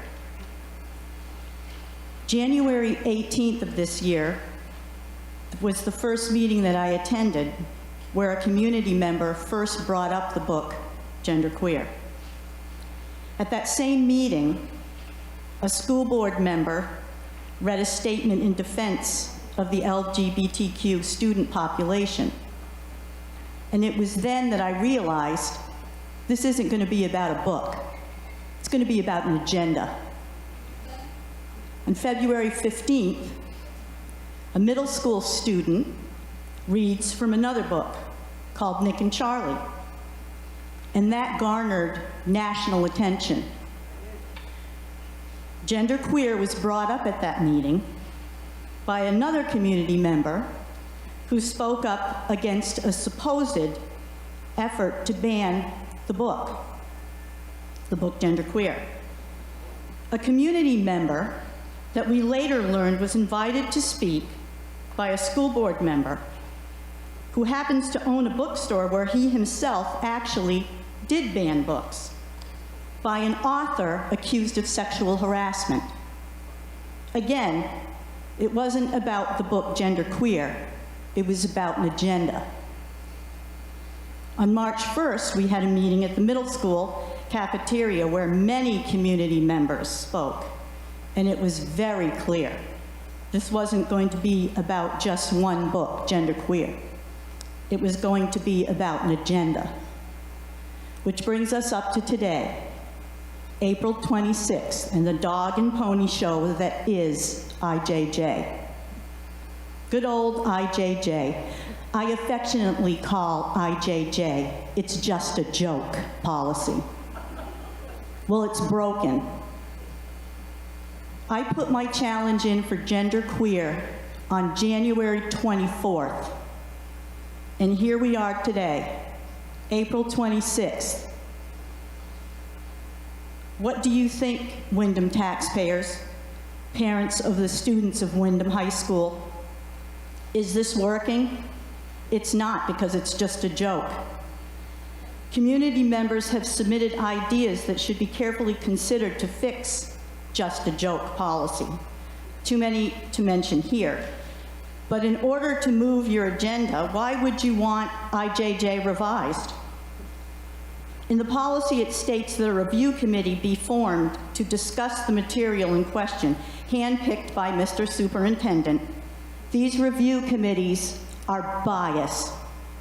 They're stacked with biased people helping to push the agenda. I'm not going to tell you tonight why I think genderqueer should be placed in a school counselor's office or taken off the library shelves. You have my challenge. You've read it. You have the appeal of the review committee's decision, and you've read that.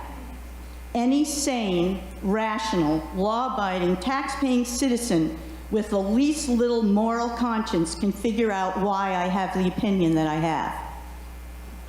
I'm not going to answer any questions this evening from a biased committee, nor will I answer questions from a school board with a member who was just appointed to fill a vacancy on the board by a town council member with whom they cohabitate, or a member who is an ex-principal who put forth the student's name for a football scholarship while knowing the student was under investigation for sexual assault. And my personal favorite, a member who flipped off the entire auditorium of parents, tax-paying community members, and children. What all of you have done here is divide a community. You have accused concerned parents and grandparents and community members of wanting to ban books. For weeks we've spoken out, but you've not listened to us. You have disregarded the gravity of what we're trying to say. That agenda is Chapter 117. It's not about the pornography anymore, and we all know it. Chapter 117 will give school counselors the right to transition students and other genders, will give the right to transition students to another gender without the consent of their parents. It will take away parental rights, just like the book Genderqueer takes away a parent's right of what is moral and decent for their student by just being available in the school library. If Chapter 117 unfortunately passes, I hope and pray that every parent who has a kid in RSU14 sprints, not runs, but sprints to take their child out of this system. I hope that there is an exodus like you've never seen before. If Genderqueer has done anything, it's brought to light the depravity of a sickening agenda that in the end is going to lose. In closing, I'd like to leave you with a scripture from the book of Romans. Watch out for people who cause divisions and upset people's faith by teaching things contrary to what you have been taught. Stay away from them. The God of peace will soon crush Satan under your feet. That's what I pray for. The outcome for all of these book challenges isn't in your hands, and it's not in mine. It's in someone else's. Thank you.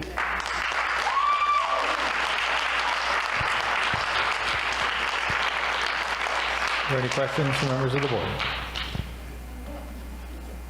And is the third complainant here?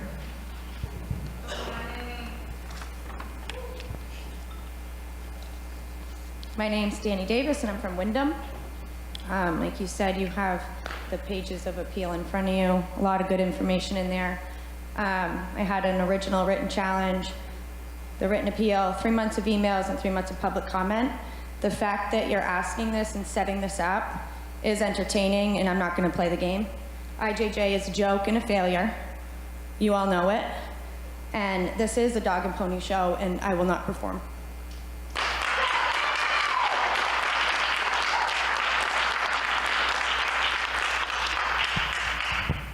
Okay, we've heard from the complainants. Is the member of the review committee here to share their perspective?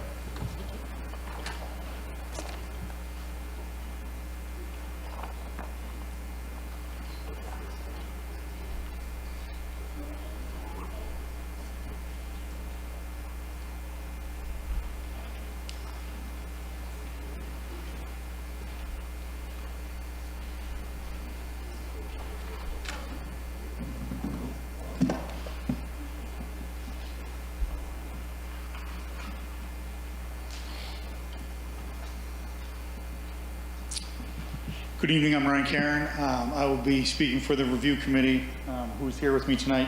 Kelly Bragdon is not with us, but she's listening in via Zoom. Our committee's challenge was to review and examine the materials referred to us, to check general acceptance of the materials by reading a range of reviews, to weigh the value of the material in light of the policy and the school unit's educational mission and programs. So this was weird. This is the first time that this policy was put into effect, so we spent some time looking at the policy and developing a process to look at the material. And I'll walk you through the process that we followed, and then the things that we looked at, and then how we came to our recommendation. A quick summary of the process. Each member of our group read Genderqueer Memoir. We read a variety of professional reviews on the book and reviewed each of the citizens' challenges that came in for the book. We read, researched, and then we spent a total of 8 hours discussing the process, the book, the challenges, and the different pieces. The committee reviewed the material based on the criteria for selection of policy in policy IJJ by working through each criteria item A through M.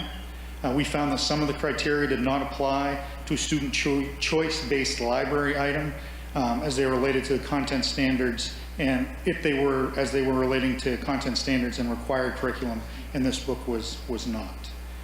When we considered the school unit's educational mission, as we were asked to in IJJ, we referred to a number of documents that included the RSU14 2021 to 2026 strategic plan, the RSU14 core beliefs, the RSU14 mission statement, the Maine Department of Education's guiding principles, and the Windham High School Library mission statement. The committee found that when reviewed as a non-instructional library-based material, Genderqueer did meet the criteria selection in accordance with the current policy IJJ dated March 16th, 2022, and that it does have value to the population of Windham High School. Policy IJJ asked that we obtain recommendations, reviews regarding material from appropriate, reputable sources. Genderqueer earned a starred review from the School Library Journal, which recommended the book for grades 9 and up. Additionally, Genderqueer earned a Stonewall Honor Award for nonfiction from the American Library Association, recognizing excellent work relating to LGBTQ+ community, stating it was a great resource for those who identify as non-binary or asexual, as well as for those who know someone who identifies that way and wish to better understand. The selection policy says the board seeks to provide a wide range of educational material at all levels of difficulty with diverse appeal and representing various points of view. Learning different opinions and points of view is a key component to being able to understand and respect diversity while developing empathy as outlined as core beliefs of the RSU within the strategic plan. The report that we shared on 3/24/23 reviews each of the sections for the criteria A through M in more detail. Some additional considerations. We spent some time talking about the appropriateness of the book for the age span at Windham High School. We found that recommended appropriate age range varied a bit. Reviews contain recommendations for students from grade 9 and up, grade 9 and up, from 15 up, 16 up, and as a YA or young adult reading material. Additional research that we came across noted that when speaking in reading material, young adult refers to ages 12 to 20 in terms of books and libraries and materials. These ranges are included within the Windham High School population. The question of, is the material pornographic? We found that the primary purpose of the writing and imagery was not to cause sexual arousal, but to describe one author's experience. It was a memoir that outlined the coming-of-age story. When taken out of context, some of the illustrations can be shocking, but when taken as a whole, the focus of this work was not sexual. We addressed parental consent. The committee discussed different ways that parental notification or consent could be applied to choice-based library materials. We reviewed policy IMBE, which relates to accommodations for sincere beliefs in required instructional materials, but not to choice materials. In the end, after discussion, we encourage the board to consider looking into ways to allow parents or guardians to restrict the reading or viewing of particular materials for their student while in no way infringing on other parents or guardians' rights to permit their children to read or view the same material. which is not currently a part of our policy. And then finally, instructional versus library-based materials. The committee encourages the school board to continue to consider delineating the difference between selecting required instructional materials and choice-based library materials within policy. Thank you. Are there any questions from members of the board?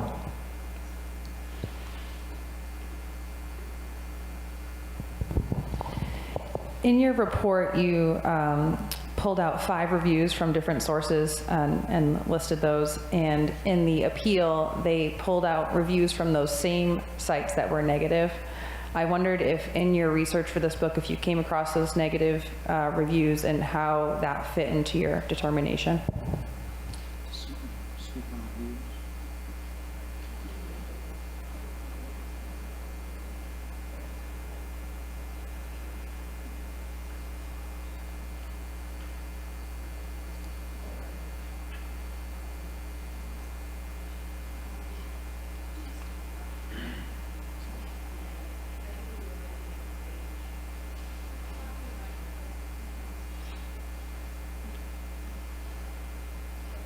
So we were looking at the range of common sense media in like the general, that first section, when you look at that review.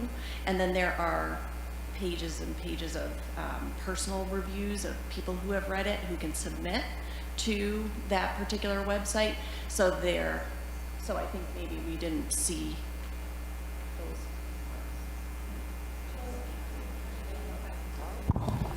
Can I clarify that?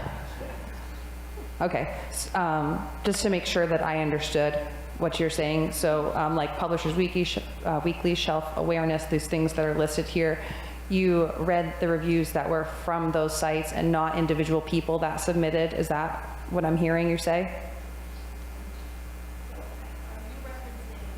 I'm on page 3 of your report, and there's one from Barnes & Noble on page 2. So that's what I'm looking at.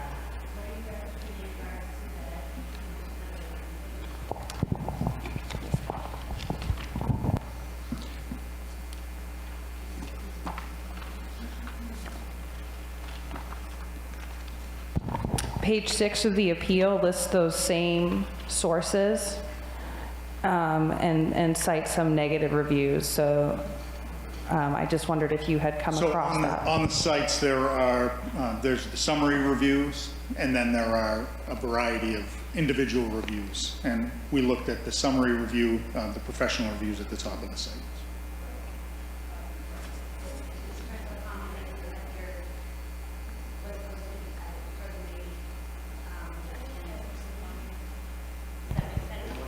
Can you step to the mic, please?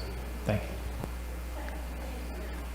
Sorry, it's confusing. I think what the situation is that when you go to those sites and those book reviews, you'll get the review, and there's a lot of comments underneath it that people give their thoughts about that review. So I think you'll find is that we looked at the review, the original site is what we have cited, and what you received from the complainant perhaps was one of the underlying. It's not. Well, I don't have the resource I don't know exactly what you're talking about, so I can't clearly state exactly where they got it from that you're referring to, but I don't know without your exact reference which one you're speaking of. But that's how it works, is that there's a site, and then there's lots of comments underneath it, literally hundreds in some of these. Okay, thank you for clarifying that you were referring to the site review. That works. Are there other questions from members of the board or the review committee? Yes.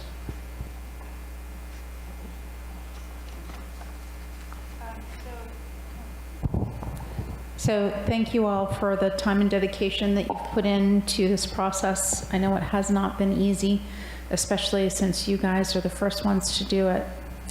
And obviously, everybody, at least one thing everybody agrees on in this room is the policy needs work, right?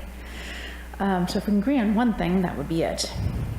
As we've gone through this process, the overall process, the enlightenment that's come to the public stage, over the last few years, because it really has been the last few years. One of the things that I found was interesting when I started paying attention a couple years ago, and shame on me for not paying attention before then, was the school strategic plan was just revised a couple years ago. And one of the key parts of it, in which you reference in your report, is that core belief number 1, equity and inclusion, part of it says, district's goal is to develop a collective understanding of practices that embody equity and inclusion. So I think by now, if anybody's been paying attention, we all know what equity and inclusion mean and what they refer to when it comes to education. But one of the things that I found interesting with all of the public comment over these months has been the talk on both sides, from professionals, from students, from parents, from grandparents, is the increase of harassment and bullying since the start of the push for equity and inclusion efforts. So I'm going to ask the question, is that accurate? Have we seen an increase from your perspective, I'm not asking for hard numbers, from your perception, has harassment increased since we started focusing education around equity and inclusion efforts? From my perspective, in 16 years of being a principal in 3 districts, I have not seen an increase in that type of behavior within the student population, no. Okay, thank you.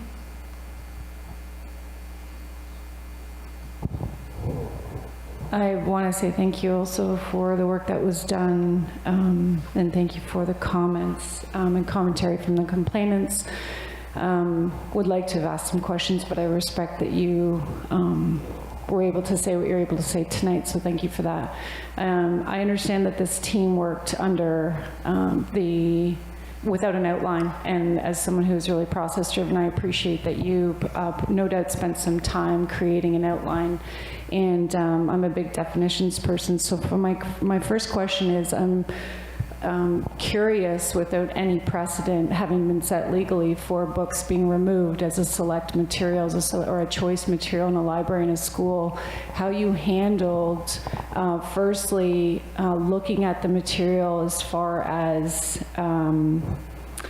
the definitions. And I'm specifically talking about, I understand very clearly what obscenity looks like as far as a definition, but without any precedents having been set in schools for this particular book or pornography, I'm curious how you dealt with the references, not the images. I understand your position on it not being stimulating, and that fits, but with respect to the references within the material, how did you deal with the pornography site that was listed, and how did it fit into the selection criteria?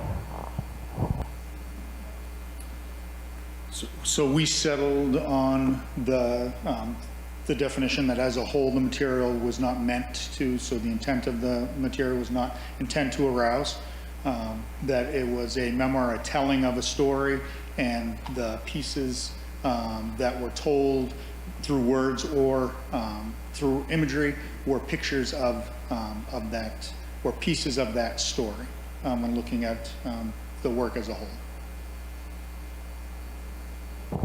Okay, I understand what you're saying. It doesn't really answer my question, though, unfortunately, as far as the specific question.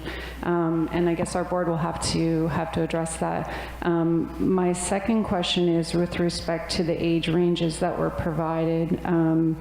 The grades, I understand, and certainly can see in your report, young adults, the definition of that's been provided in many occasions and in these last months. But with your team, I just want to clarify, you took the definition of young adult to be 12 to 20? That's my first.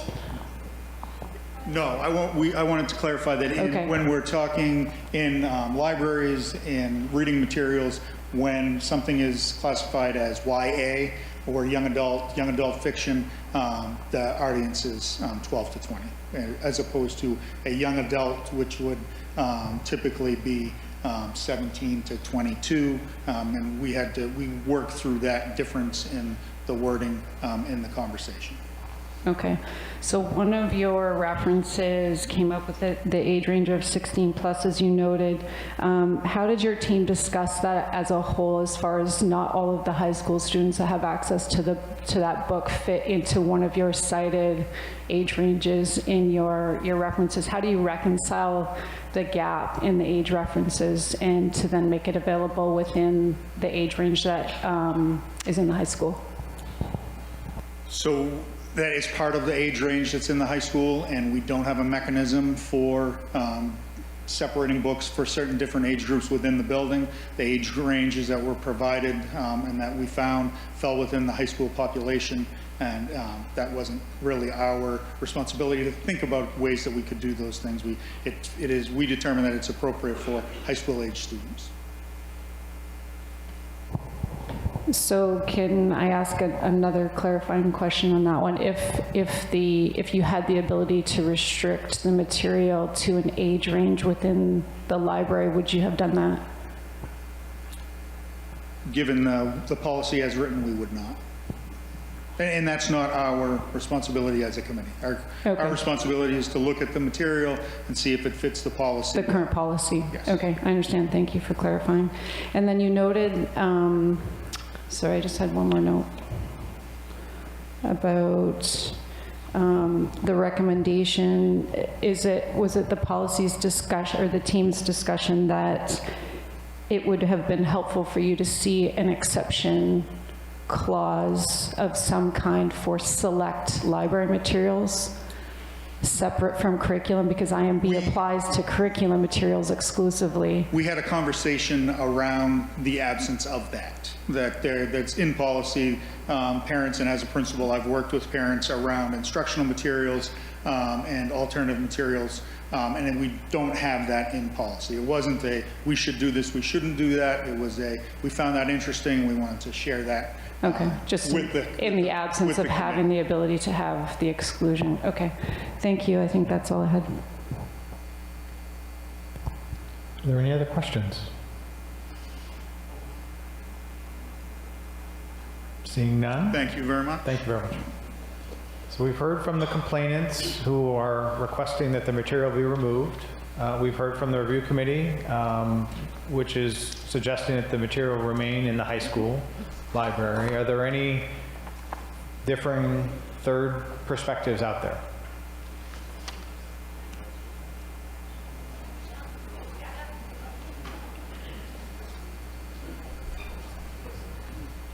Ken Clark, Wyndham, and I guess what I'm hearing is there are a whole bunch of adults that are getting different interpretations of the book, which is kind of exactly what we're saying, is that the human mind isn't fully developed, maybe in a lot of adults. So how the heck do you expect a kid to take away the interpretation that some adults are saying they should take away from it? A kid might not read the whole book. He might not get the message. The kid's gonna open up the book, see a couple kids giving each other a blowjob, stealing wine out of the mother's fridge, sucking each other's dicks, rubbing their dick on the steering wheel while they're going down the road, which is what these books show. So how do you expect the kid whose frontal lobe is not developed enough to get the message that you are trying to even figure out? There is no reason and no development in these kids. I don't care what YA age, 18, 12, 22, you're trying to develop it, they aren't there. You're hurting the kids. There's no upside to this. People, you're welcome to get the book online. If you have troubles with transgender, you can Google it. You'll get 100 books. We're not banning them. They can be in the public library. You're causing more harm to kids by having these books in the libraries. I don't know what, you don't have to be a rocket scientist to figure this out. And you're doing a bunch of legal jargon crap and dodging it, dodging questions about who my daughter's gonna see about her sexuality. You don't even know, and I can't even find out who it is because you can't even tell me. So how do you expect us to believe in what decisions you make up, decisions this comes to a conclusion? Kids cannot handle this. Adults can't even handle it. So again, we have an individual that we've heard that there's a desire to have material removed. We've heard a desire from the committee suggesting that it remain. Does anyone have a different alternative for the board to consider? This is not a chance for multiple, repetition of particular points of view, but is there a different point of view that you want the board to hear tonight, other than removal or keep it? Hi, I'm Barbara Bagshaw Wyndham.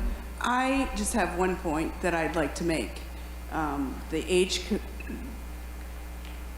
range for the book points you to a website. I'd like you all to go to this website before you make your decision and see that you need to be 18 years or older to enter this site that the book is pointing you to. So that's all I have to say. Before you make your vote, go to that site and maybe look around, okay? Thank you.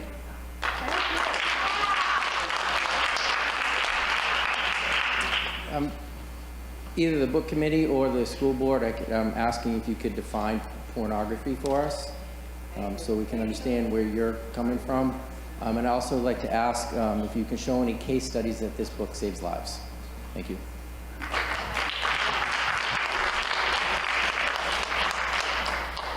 Hello, we are a group of students that are ranged between the middle school and the high school. I'd like to have permission for all of us to kind of bounce off each other and speak as one, if that's all right.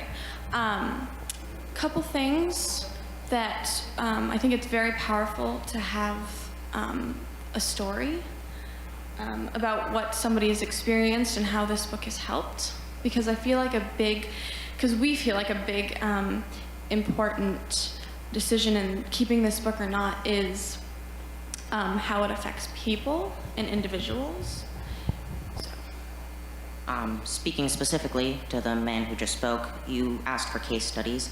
I do not have case studies, but I do have my own personal experience, and I do have the personal experience of my peers and friends, which is a valid experience. I read the book in, I think, late or early 2021, during a time when I was discovering a lot about myself and trying to figure out my sexuality, figure out my gender identity, figure out who I was in the world. And at that time, I was already pretty sure that I was transgender, and I already knew that I was gay, but I was alone. I was completely alone in a world where it is consistently shown that I do not belong. And to Kristen, who said that students are not receiving hate, students are not receiving these things, we very much are. I've been specifically targeted in public, I've been specifically targeted in the school, constantly barked at, constantly called slurs in school. If that's not an example of hate, I don't know what your example of hate would be. But this book made me feel less alone. This book did help save my life, and it's a book that can genuinely help people. If it doesn't apply to you, yeah, you're not going to understand most likely why it's important, but it is important. And just because you don't understand does not mean it's less valid or less important. Hi, I'm Victoria. You guys had asked for options that wasn't completely remove it or completely keep it. I would like to recommend a third option, which we have discussed a lot in public comment, which is increased parental control or something, just something where if a parent doesn't like the book, they can restrict it for their own kid, but they don't restrict it for everybody. Because like we've said, this book is very important to a lot of people, but if parents don't feel comfortable with their child taking it out, then maybe some sort of negotiation where there's more parental control would be a third option. And while I very much agree with the people who just spoke, I'd also like to point out that there is a lot of attention and media drawn to especially these meetings and this book. And I know a lot of kids in the middle school, and I'm sure more in the high school, who watch these meetings on their TV. I'm pretty sure students are very much well aware of what content genderqueer contains, and it's addressing something that was said earlier. No one's just gonna kind of stumble upon it anymore because it is so much, it's so publicized and it's been made such a big deal that nobody doesn't know that book anymore. And also, because people aren't gonna stumble upon it, the people who check this book out are people who know what's in it and the people who need it. So that's a chance to save a life if we can. So I want to say we're here, we're students. We might not all look the same, but we share the same want for people to have that choice. And if we can have any way that we can get that done, please, let's accomplish that together. Thank you. So we're coming up on the end of the hour that the board has allotted for this portion of the agenda.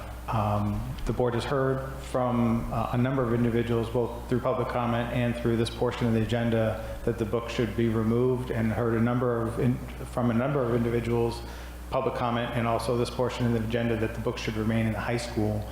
Does anyone have a different alternative that the board should hear? That would be your time to do that in the next couple minutes. Yeah, I'd like to share an alternative. I want to share the alternative from a community perspective as a community partner in running a state licensed child care facility that has to follow the rules for licensing for child care facilities. And it says in the rules for licensing, which goes through the age of 12, if I have a 12-year-old in my after-school program, that exposing a child to profane language, depictions of violence, use of illicit drugs, or sexual content is strictly prohibited. It's considered child sexual abuse. Okay, please consider that. If you go to the Center for Disease Control, which I'm sure all of you are very familiar with, it outlines in their materials that showing pornographic images to individuals under the age, not of 12, 18, falls into child sexual abuse. So I'm going to ask you, that's a different perspective, and I'm asking you as a community provider here that takes care of children. We've taken care of hundreds and hundreds and hundreds of RSU14 kids. You consider what the state of Maine says in all of these other environments, and there should be overlap in our public schools. Why would you follow CDC recommendations for COVID, but you won't follow CDC recommendations for child sexual abuse?